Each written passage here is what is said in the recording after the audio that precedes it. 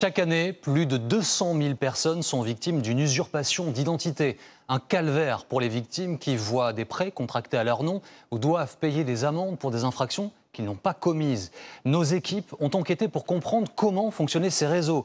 Ce qui est déroutant, c'est la facilité avec laquelle les hackers parviennent à se procurer les documents. L'enquête de ce 20h est signée Augustin Arnal, Christophe Niolac et Maxence Grinfogel. Depuis 4 ans, cet ouvrier du bâtiment reçoit en permanence des amendes majorées pour des infractions qu'il n'a jamais commises. Au total, 80 contraventions à son nom. Il nous a demandé de témoigner à visage caché. Je me retrouve avec une dette de 21 000 euros. Et qui fait que, en fait, à chaque fois, tous les 12 du mois, je dois me précipiter à la banque pour essayer de retirer mon argent parce que sinon, à tout moment, en fait, on peut me retirer mon argent. Il a porté plainte à la gendarmerie, mais il ignore toujours comment son identité a été récupérée et usurpée. L'État lui a déjà saisi 1 000 euros sur son compte. Une angoisse constante. Plus je recevais des lettres, plus en fait ça me mettait la boule au ventre. Ça me perturbait la nuit. Je ne veux pas vous dire tout le temps que ça me perturbait, mais ça restait dans un coin de ma tête. Avec une pièce d'identité volée, l'usurpateur peut ouvrir un compte en banque ou souscrire à des emprunts.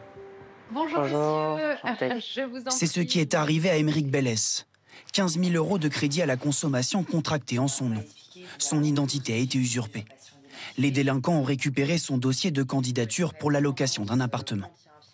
J'avais envoyé toutes les pièces d'identité, RIB, tout ça à France. C'est de là que mes pièces d'identité et tous les justificatifs ont été récupérés. Son avocate a fait reconnaître l'usurpation d'identité auprès des banques et les poursuites ont été abandonnées. Cette procédure a duré des mois.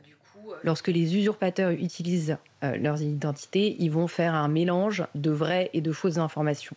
Et du coup, je vais relever toutes les fausses informations qui sont présentes dans les dossiers. On a des tels moyens techniques aujourd'hui que c'est invraisemblable qu'on puisse si facilement usurper l'identité des gens. Perte de ses papiers d'identité, fausses annonces ou encore fuite de données sécurisées, les moyens de récupérer l'identité d'une personne sont multiples.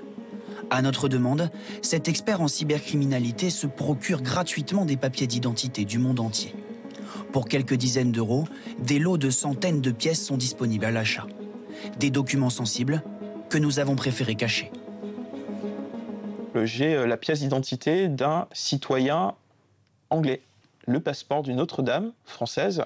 On a sa taille, on a la couleur de ses yeux, la signature aussi qui est la plus importante, qu'on va pouvoir aussi prendre, isoler, éventuellement pour la remettre sur d'autres documents officiels. Récemment, un cybercriminel français a piraté un établissement de santé et a mis la main sur plus de 45 000 pièces d'identité.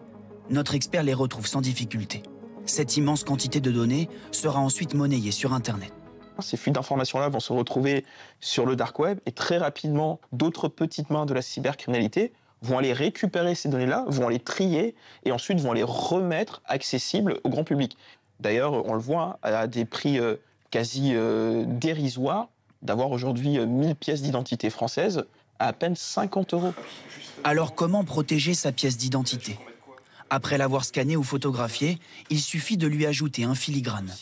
Un site officiel du gouvernement permet d'effectuer facilement cette opération.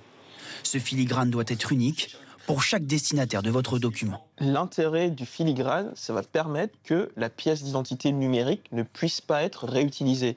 Si vous allez soit au niveau d'un bureau de poste, ou encore si une autre personne devrait pirater cette carte-là et puis la redonner quelque part. Mais lorsqu'il est trop tard et que vous êtes victime d'usurpation, quelques bons réflexes sont à adopter pour minimiser les dégâts. La première des choses à faire est de déposer plainte.